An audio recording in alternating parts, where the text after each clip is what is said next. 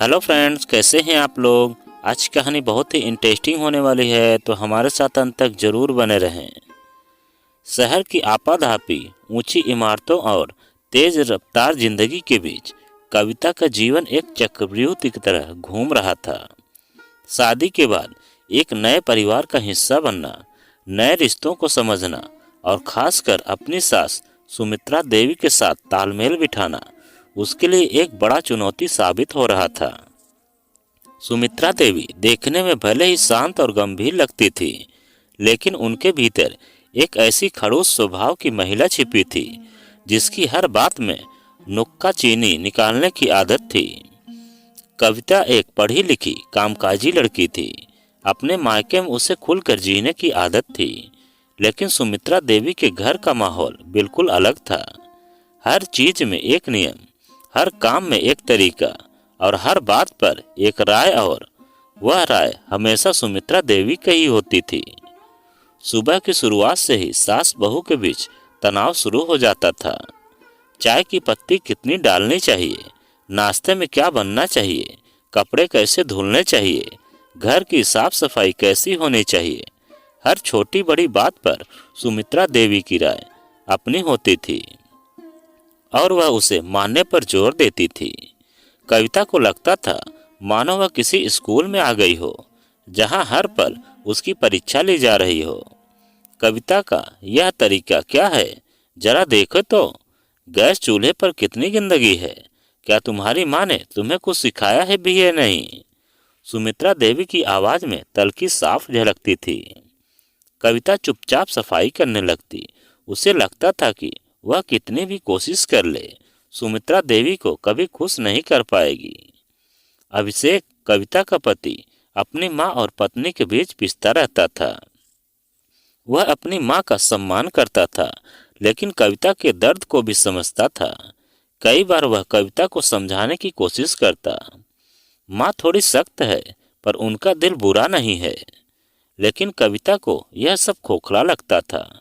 उसे लगता था कि सुमित्रा देवी जानबूझकर उसे परेशान करती हैं। उनकी हर बात में एक कटाक्ष छिपा होता था, हर निर्देश में एक ताना। कविता ने अपनी सहेलियों से बात की तो कुछ ने कहा, सास तो ऐसी ही होती हैं, सब सहना पड़ता है।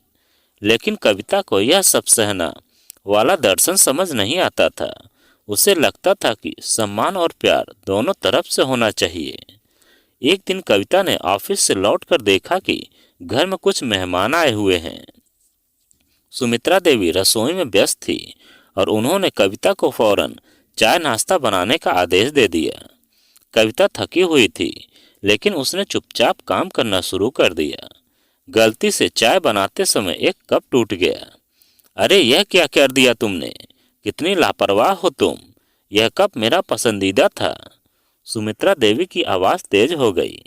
कविता का सब्र जवाब दे गया, माँ जी, यह जानबूझकर नहीं हुआ, गलती से टूट गया। गलती?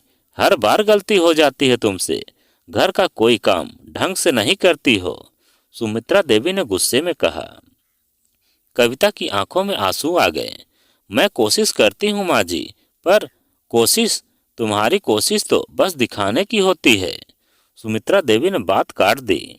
उस रात अभिषेक ने कविता को शांत करने की बहुत कोशिश की। कविता, तुम जानती हो माँ ऐसी ही है, उनकी बातों को दिल पर मत लिया करो। लेकिन अभिषेक, कब तक मैं उनकी हर बात सुनती रहूंगी, मेरा भी तो स्वाभिमान है, कविता ने रोते हुए कहा। अगले कुछ दिन कविता के लिए और मुश्किल भरे थे। सुमित्रा देवी ने हर छोटी बात पर उसे टोकना शुरू कर दिया।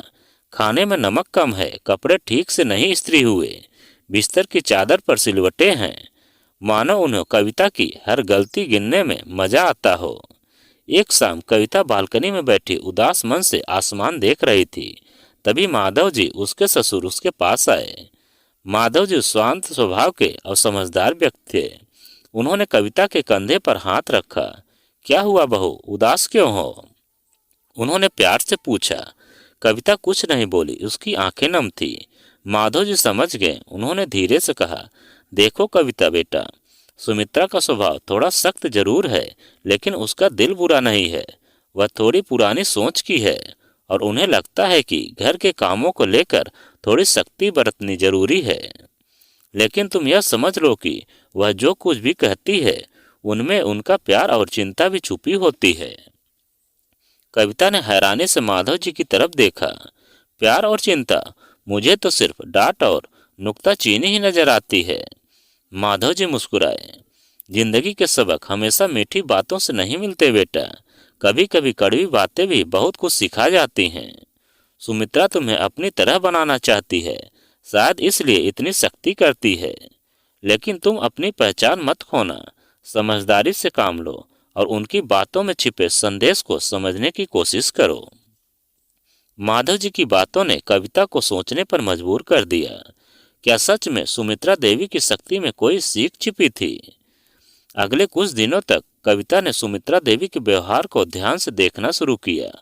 उसने महसूस किया कि भले ही उनकी बातें कड़वी होती थी, लेकिन उनके इरादे हमेशा घर को सही ढंग से चलाने के होते थे।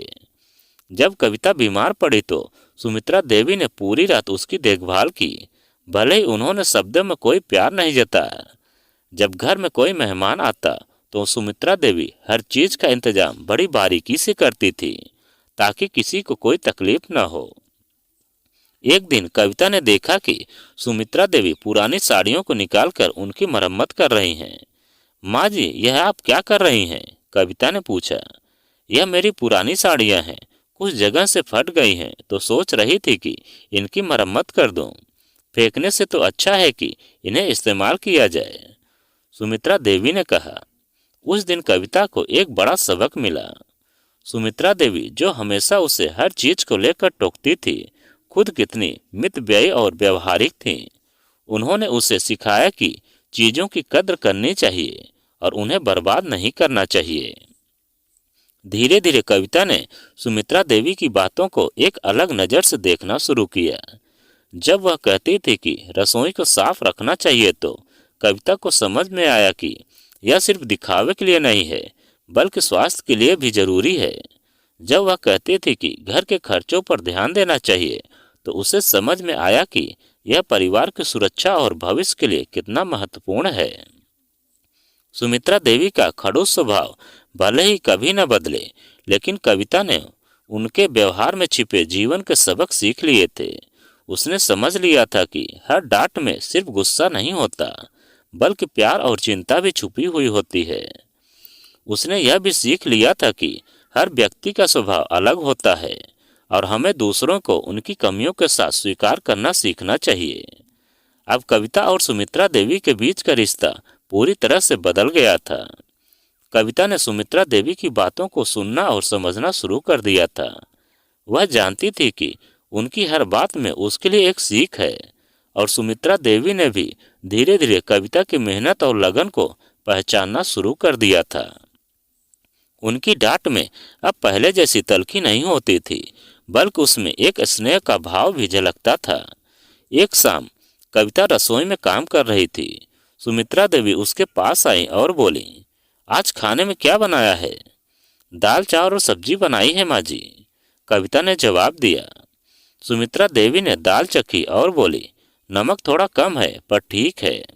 पहले कविता इस बात पर उदास हो जाती थी, लेकिन आज उसने मुस्कुरा कर कहा, ठीक है माँ जी, अगली बार ध्यान रखूंगी। सुमित्रा देवी ने कविता की तरफ देखा और हल्की सी मुस्कान के साथ बोली, सीख जाओगी धीरे धीरे।